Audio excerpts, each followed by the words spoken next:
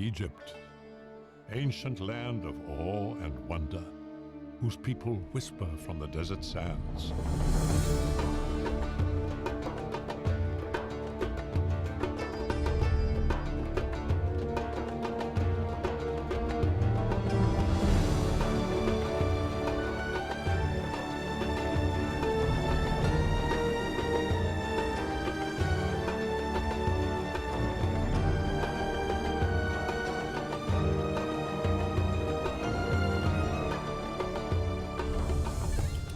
For the Egyptians, life was eternal.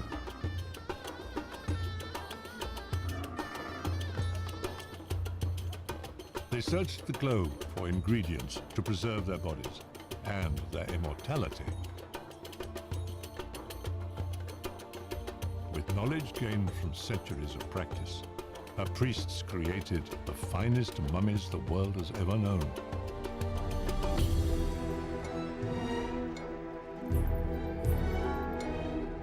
Now they were on a critical journey to return to Egypt with the ingredients for the mummification of the Pharaoh.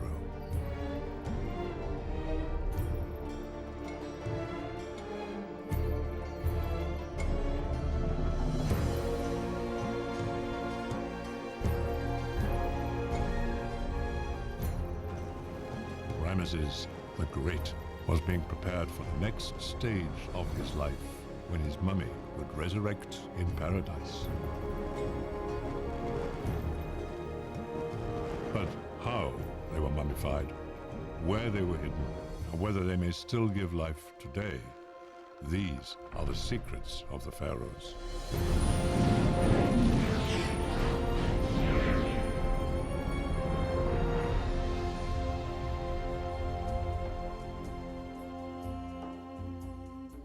There is a handful of mummies whose names were written on their bandages and coffins. These mummies are people who did not decompose when they died, because their flesh was preserved by secret methods.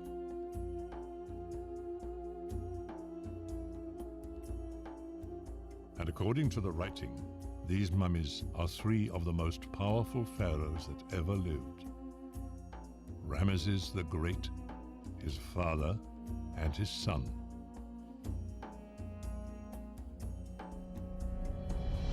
Ruled by pharaohs like Ramesses, Egypt's empire dominated the Near East for 3,000 years.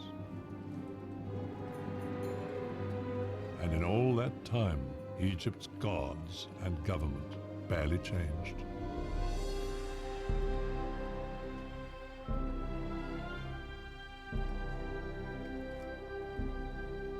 The Egyptians attributed this to the will of the gods, divine order. Ramesses shared his life with Queen Nefertari. Like all Egyptians, they loved life and wanted to live beyond death.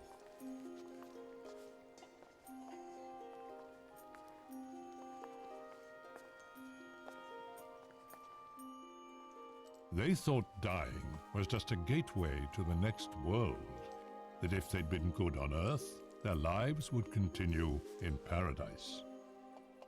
So they prayed that their honesty and offerings would ensure order on Earth and beyond.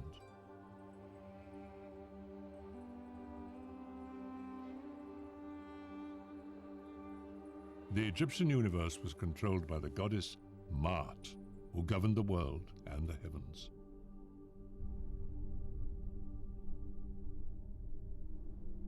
Even Ra, the mighty sun god, obeyed the laws of Maat.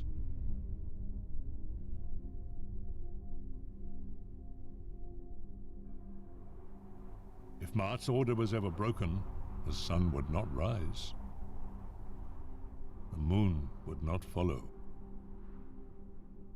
The Egyptians' mummies would never rise again.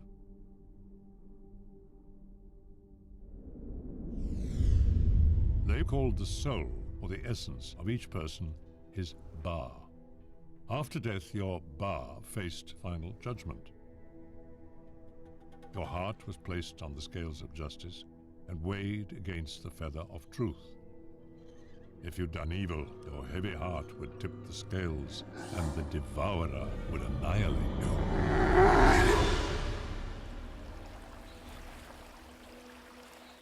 But if you'd always been truthful and righteous, your heart would be feather light. Your soul would fly to paradise to re-enter your body.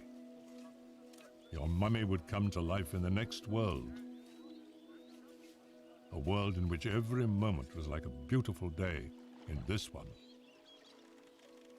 But the preparation of the mummy for this journey remained a secret. The Egyptians recorded their tales of war and death.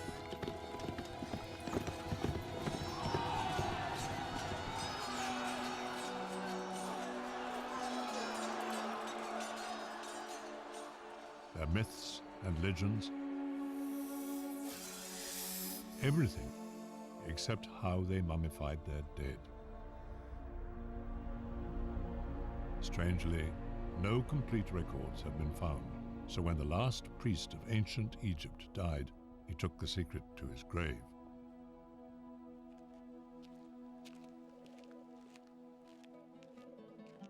Many aspects of mummification remained lost until Egyptologist Dr. Bob Breyer patiently gathered the surviving clues.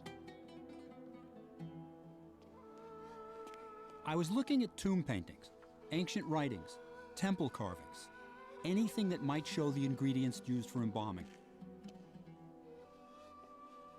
Queen Hatshepsut's temple at Deir el-Bahri describes an Egyptian expedition to East Africa. The Egyptians were getting ingredients for mummification from all over the known world. The first mummies were natural, dried by burial in the hot desert sands. But when the Egyptians started to use tombs and pyramids, the bodies were no longer in contact with the sand, so they had to preserve the body artificially, and the art of mummification was born. To dry the body, embalmers covered it for 35 days with natron, a naturally occurring blend of salt and baking soda. Ancient embalmers used 7 sacred oils, some extracted from rare trees they carried home from distant lands. Hatshepsut's temple shows mounds of frankincense and myrrh they brought back. These were key ingredients used in mummification.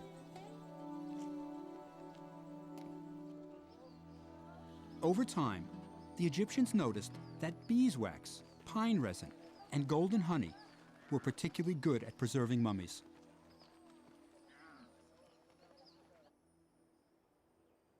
These natural antiseptics were described by the Greek historian Herodotus in his book.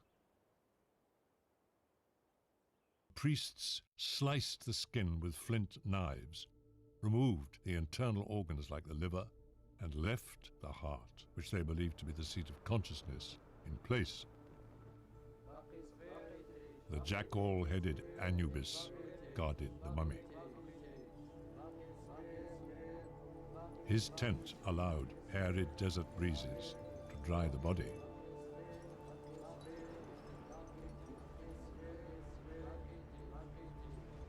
His priests adorned the dead with gold and perfumed them with frankincense and myrrh. With the ceremony of the opening of the mouth, the mummy would breathe and speak in the next life.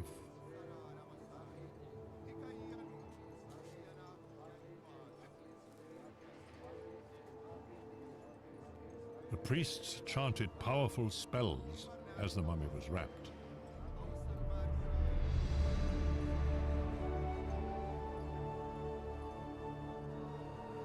And with the declaration of innocence that the person did not sin in this world, he and his mummy would be reborn in the next. We knew about the religious rituals, but there were still gaps in the mummification procedure that I could only fill in by creating a modern mummy. So I teamed up with a colleague, anatomist Ron Wade, and using a body donated to science, we performed the first human mummification in the Egyptian style since the time of the Pharaohs.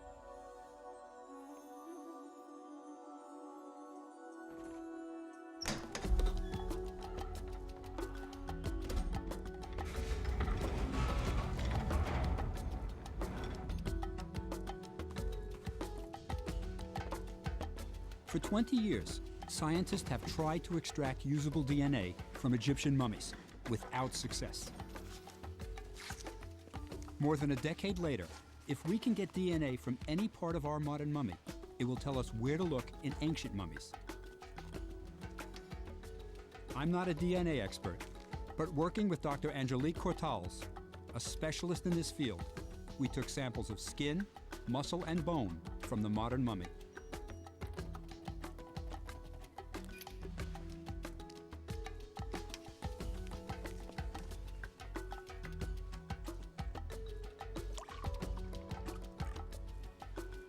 What makes it so difficult to extract DNA from mummies? Is it the passage of time, the 3,000 years? Or is it the combination of time and chemical effects of mummification? DNA is the blueprint for all life. Sand and air are lifeless because they contain no DNA. DNA is the magic ingredient.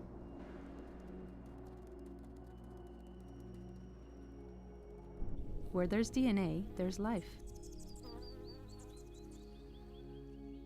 This instruction manual is written in a 4-letter code. You rearrange these 4 code letters, and you get endless possibilities to make a living organism. So a beetle and a bee, a bird and a man, have the same components in every cell, just rearranged and in different lengths. DNA changes slightly with every generation, and these changes are recorded. So, by comparing their DNA, we can tell how closely plants and animals, including people, are related. DNA can even tell us what diseases ancient mummies suffered. Some diseases, like malaria, are caused by parasites invading the body. Some of these parasites have left traces of their DNA in the mummies.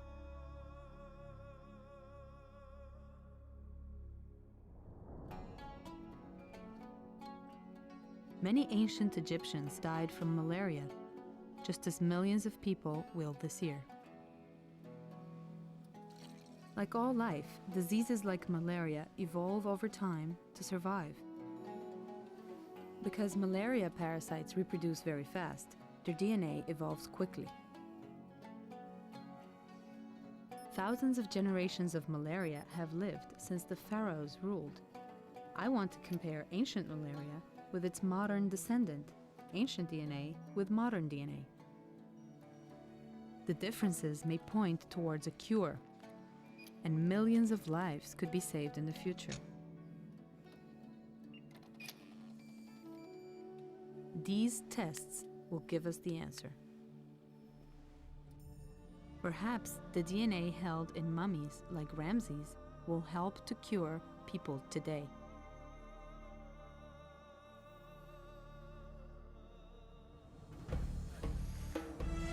To advance her research, Dr. Cortals has traveled to Egypt to see the latest mummy dig site. She's visiting Dr. Zahi Hawass, the head of Egypt's antiquities, on his excavation at Saqqara. In early times, only the pharaohs' bodies were made into mummies and buried in their pyramids. Later, more people were mummified. First, the other royals, then the nobles, and by the time of Cleopatra, the middle class too. So during Egypt's history, literally millions of mummies were made. For scholars like Dr. Hawass, these mummies are windows to ancient Egypt's past. Many of these mummies still lie beneath the ground, awaiting the call to paradise.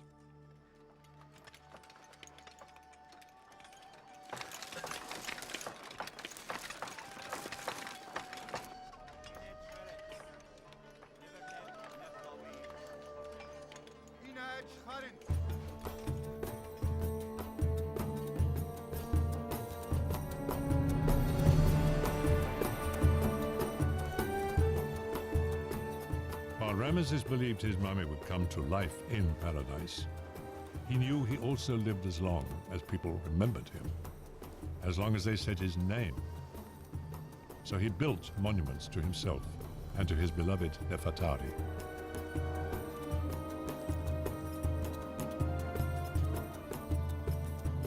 The gods demanded that the pharaoh keep Egypt safe and rich.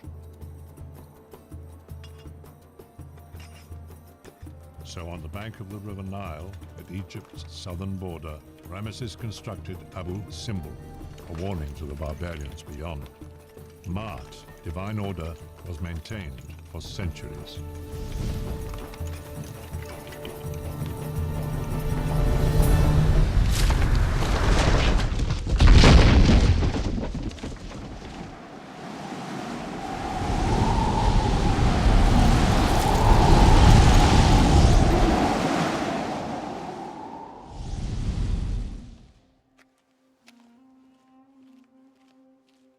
As I was looking for clues to mummification, I became involved in the lives of the pharaohs. You visit their tombs and temples, translate their inscriptions. You can't help but wonder about them as people. I'm viewing Ramses as a person, but you have to remember, Ramses was viewed by the Egyptians as a god, responsible for divine order in the universe. What kind of king was Ramses? What kind of man? Ramses was the pharaoh of the Exodus. This may be the only face from the Bible we will ever see. When I first looked at his mummy, I remember thinking about all the things Ramses did. Ramses personally led his troops into great battles. 3,000 years ago, he signed the oldest known peace treaty.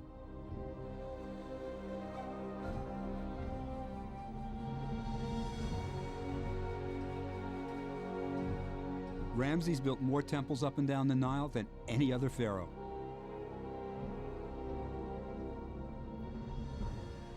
Sure, it took 20 years to carve Abu Simbel out of the mountain, but Ramses ruled Egypt for 67 years. He had plenty of time to build. For 1,000 miles throughout all of Egypt, Ramses built temples to please the gods and ensure that divine order prevailed.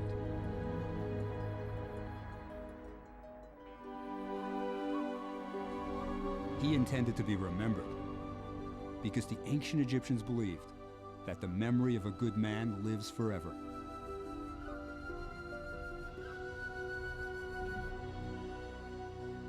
But accounts of Ramesses' deeds were lost to history because no one could read the ancient Egyptian texts, the hieroglyphs on his temple walls. And then, in the 19th century, scholars finally cracked the code of hieroglyphs. A massive inscribed tablet, the Rosetta Stone, held the key. The buildings and papyrus scrolls came alive. Only a few dozen people could read hieroglyphs, and one of the finest translators was an American, Charles Wilbur.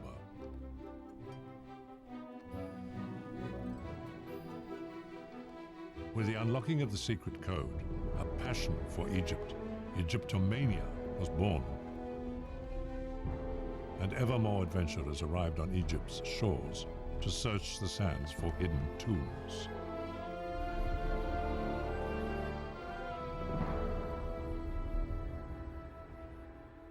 But when adventurers entered the pharaohs' tombs, there was a mystery. They found paintings of the pharaohs, their gods, and their mummies everywhere. Anubis, god of mummification, protected them after death.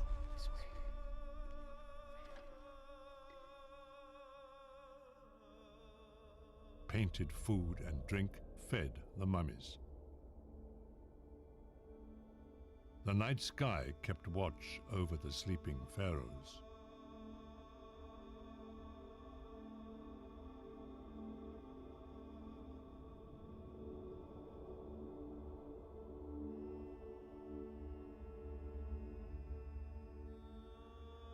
Work on the tombs continued until the pharaoh was buried, when craftsmen stopped what they were doing and left.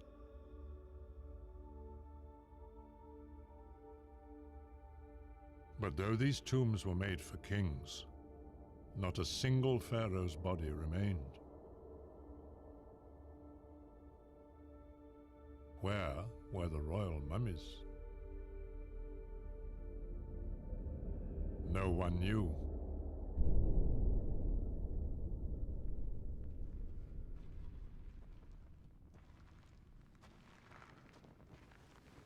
Tombs have been robbed for thousands of years.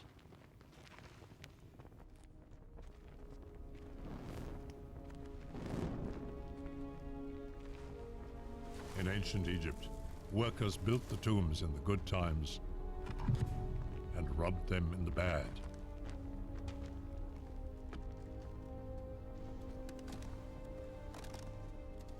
After the great reign of Ramesses, there had been many hard years, so the royal tombs were raided.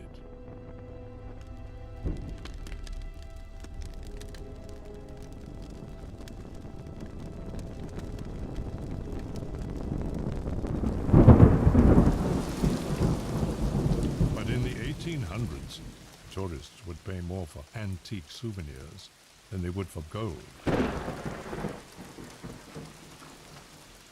Master thieves trusted Egypt's rare rainstorms to reveal hidden tombs. When water quickly disappears into the ground, it could be emptying into a tomb below. Ahmed and Mohammed Rasul were experts in this dangerous profession.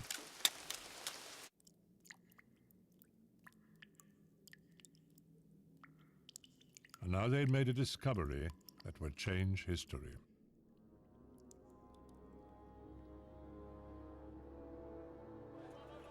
People of all sorts, locals and foreigners, rich and poor alike, were trading in goods from mummies' tombs.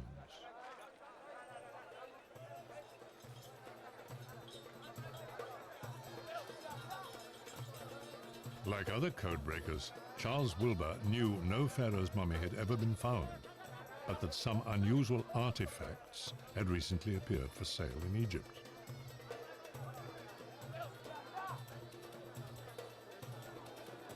These objects bore the names of kings.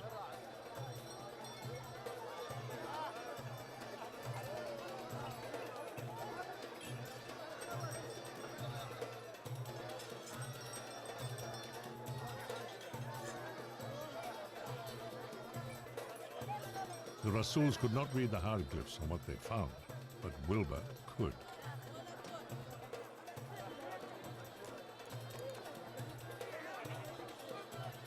What he was being shown was freshly stripped from a mummy, and the cartouche, the oval encircling the name, meant that these were the wrappings of a king. He asked the brothers to take him to the tomb.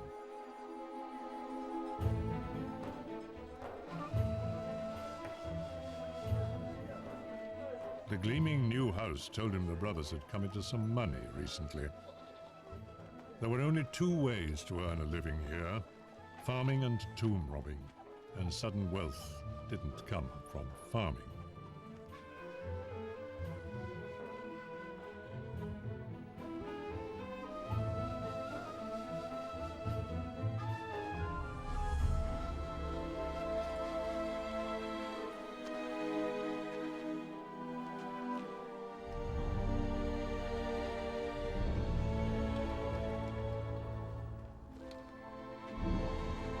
It was a beautiful tomb, but not royal.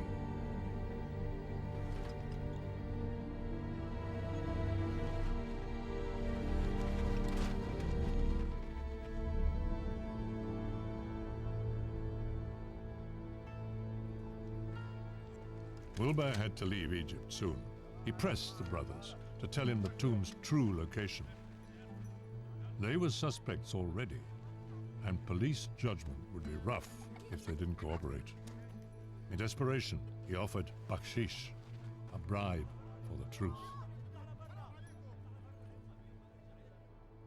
Wilbur went to investigate the Valley of the Kings himself. In early Egypt, pharaohs built their tombs in pyramids, but the gold in the pyramids was a magnet for thieves who plundered them soon after they were built. So the pharaohs moved their tombs hundreds of miles south down the Nile to this hidden valley. Eventually, this too was robbed.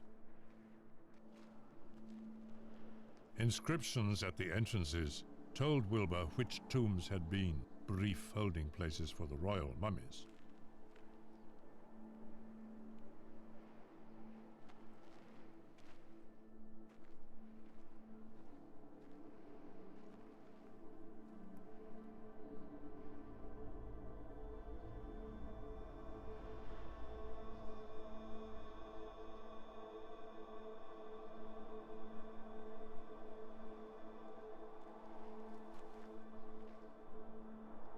But the trail went cold. And why had relics from different kings and queens, spanning centuries, appeared on the market suddenly and at the same time?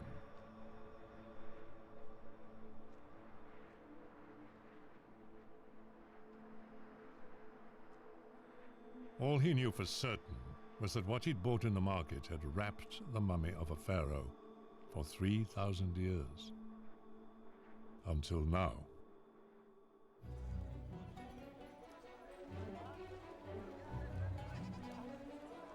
Wilbur wanted to save a pharaoh's tomb. He tried to persuade the brothers to tell him where it was, one last time.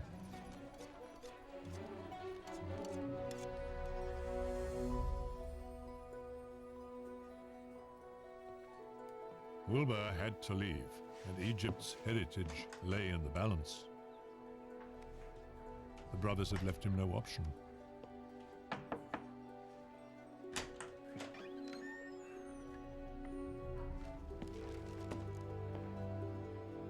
Emile Bruges was the top antiquities official in Egypt at the time, and another code breaker.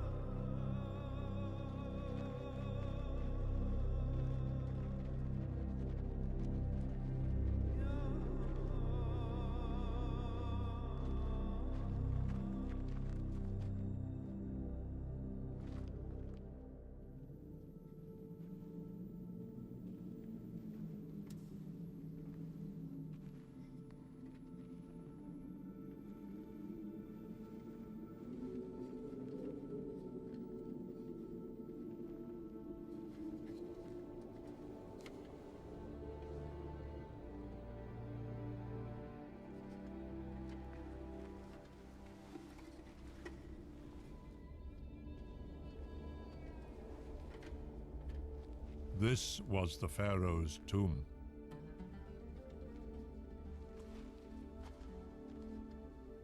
But it was unlike any tomb ever seen before. Dozens of mummies, all royal.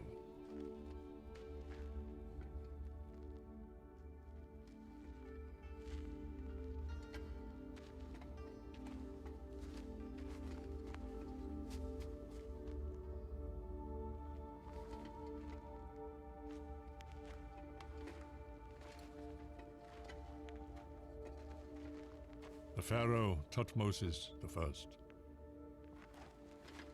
I, and his successor, Thutmose II, husband to Hatshepsut, greatest queen ever to rule, builder of Deir el-Bahri and the finest obelisks in Egypt.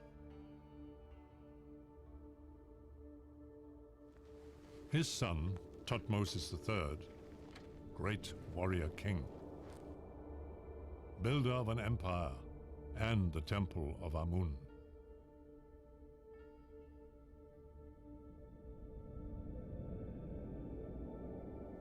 Ramesses III, whose legacy stands at Karnak and beyond.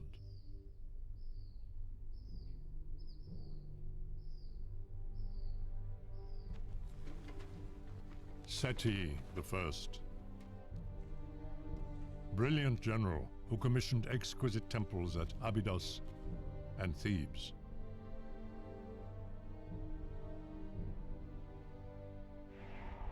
And his tomb in the Valley of the Kings. And the father of this man, Ramesses the Great. His temples at Luxor and Karnak endure. Abu Simbel still guards Egypt's southern border.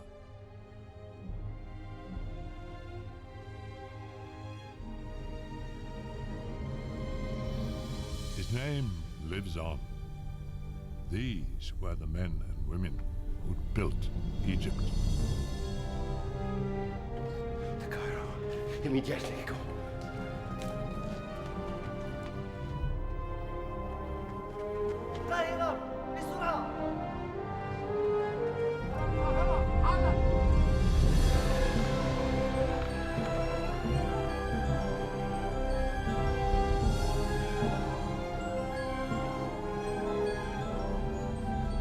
So it was that the Pharaohs began their journey out of the darkness and into the light, fulfilling their wish that their names be said, that they might live on.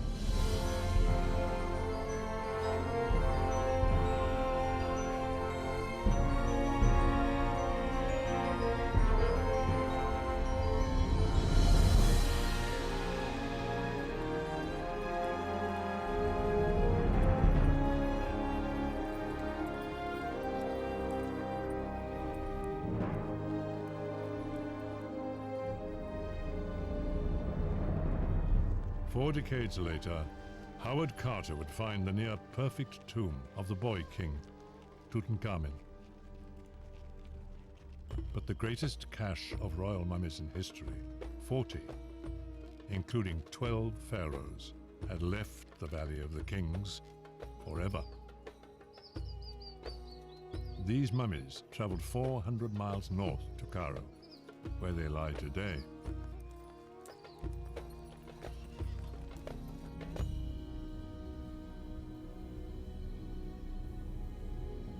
Years later, the tomb collapsed.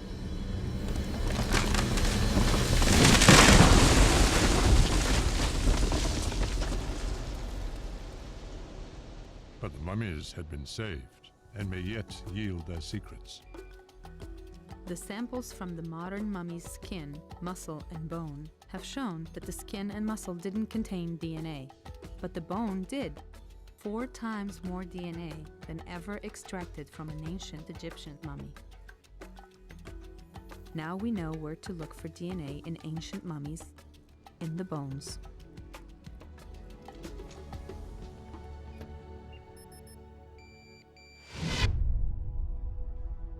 The DNA held in mummies, like Ramses the Great, may yet provide cures for diseases today.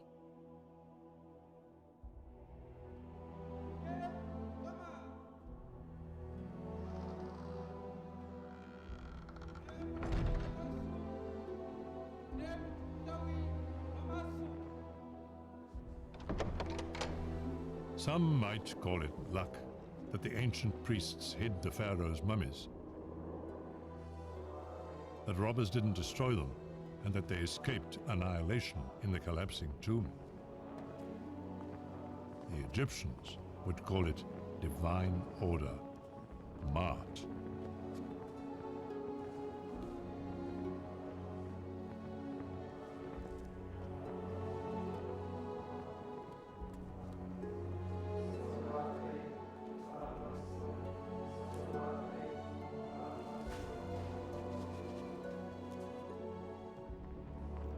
But now we may be on the cusp of another wonder. The Pharaohs' mummies have meant different things over the centuries.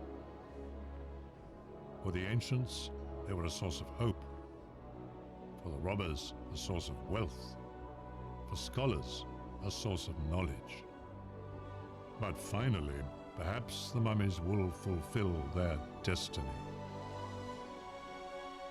To sustain the gift of life.